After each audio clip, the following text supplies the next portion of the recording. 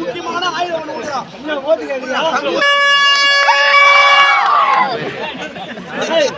அது மாதிரி ஆளு பொங்கூர் வந்து இறக்கணும்.